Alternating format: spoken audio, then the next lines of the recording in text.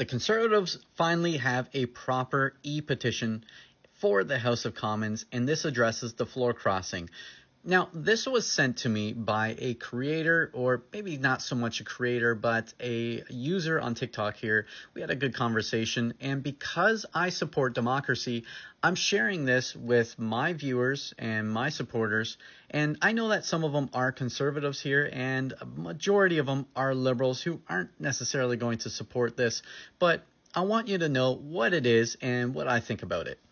Now, before we get into it, it's important to know that this is not new.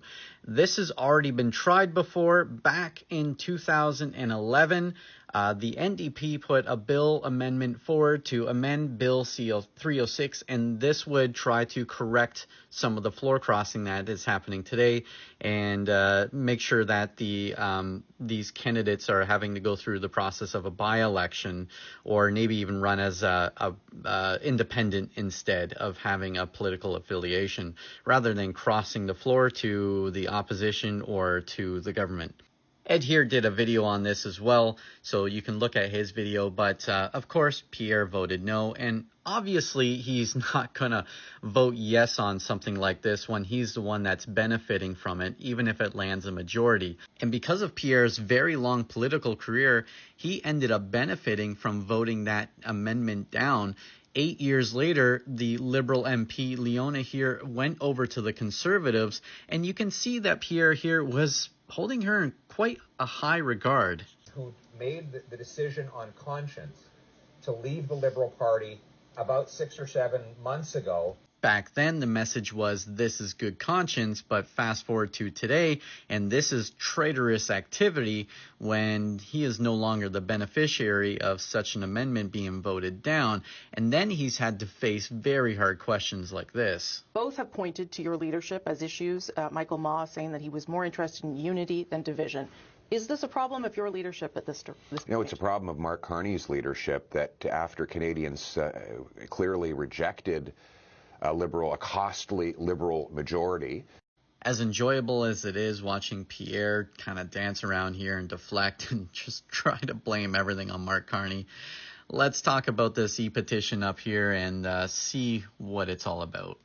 This petition is called e-7025, and Parliament and Politics is what it's regarding, and it addresses the political affiliation and effectively addressing floor crossing. It was put forward by a conservative, Leanne Rood, and so far it's got 32 signatures. It's pretty new. It just came out on the 18th, and today is the 20th. So this closes on April the 17th, 2026.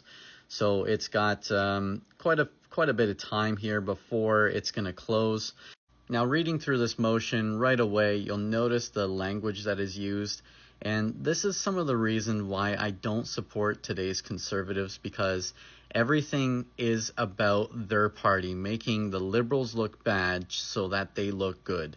And I really don't like this approach. It's been like a major contention point for me. So let's start here. In Canada's parliamentary system, MPs are elected to represent their constituents under a party banner, but unrestricted floor crossing can erode voter trust amid rising political corruption and scandals. I mean, just saying that, like this right here is a campaign point. The rest is a valid concern.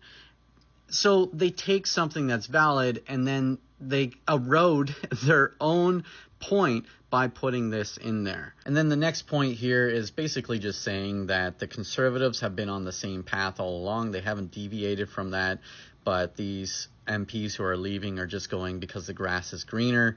But this is actually missing out on the fact that they are staying on the same path when these MPs who are leaving don't necessarily believe in that path and didn't believe in it in the first place because they thought they were going to form government.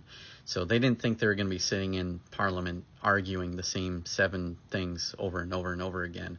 They wanted to actually get things done. And there's a lot of other things too, but we'll just leave it there. This next point here is suggesting that if there's going to be a balance change between either side of the aisle, it should be done through a mandate and not allowing these MPs to basically have the power to change the tide.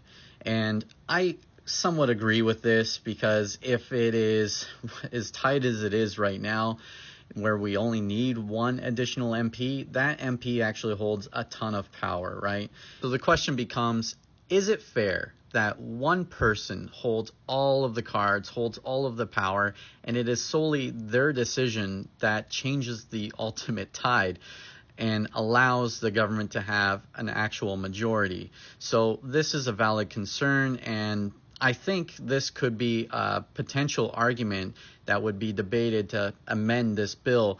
That way, if there was going to be a majority and there was that one person like we're seeing in this situation today, then maybe this person would have to run in a by-election. But then that question becomes, is that by-election fair? Because if you get somebody that does this situation where these guys end up putting this guy in like the most conservative stronghold in the country, is that really fair to allow that situation to control the outcome of this election, to control the outcome of a majority government?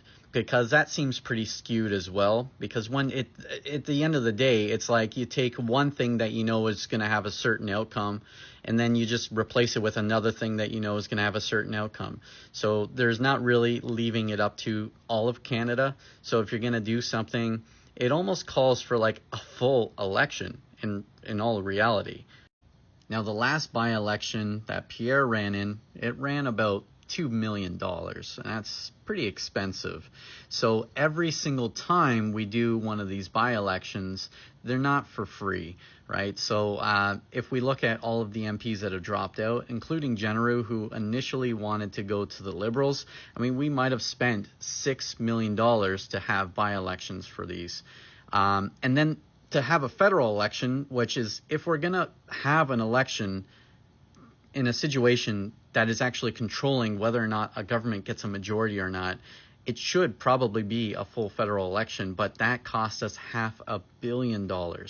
So this last clause here is kind of a workaround for that, and this would allow MPs to drop out and run as independents and not have to trigger any election. Now, what happens when this has enough signatures and the time runs out? Well, this will end up on the House floor and the conversations will start. It's hard to say exactly what will come from those conversations, but if Conservatives get it their way, most of them will be voting for change on this. Chances are there will be a motion that will be put forward based on some of these points that we've gone over. That motion will end up on the agenda, and then it'll end up getting voted on like everything else that goes through the House of Commons. And if it passes the vote, and then this amendment that the NDP put forward all those years ago, these amendments would probably take place right here in C306. So what do you guys all think about this? Because it is almost 2 in the morning right now, and I was going to sleep on this video and talk about it tomorrow. But because this was just sent to me a couple hours ago, I decided to look into it and get a head start while everything was fresh in my mind.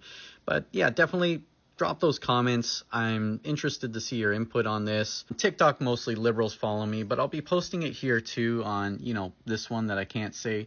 But mostly Conservatives are on this page. And I'm really curious to see what Conservatives are saying about it too, because I do value their input when it's constructive, but it's very unfortunate that a lot of the input isn't constructive. It's usually anger and very emotionally driven commentary. So if we can keep the constructive conversation going on this, I would really like that, and it would really help steer my opinion on how to make these videos so that they're informative for both sides, because ultimately I do value democracy. So I hope you all take care of yourselves, folks.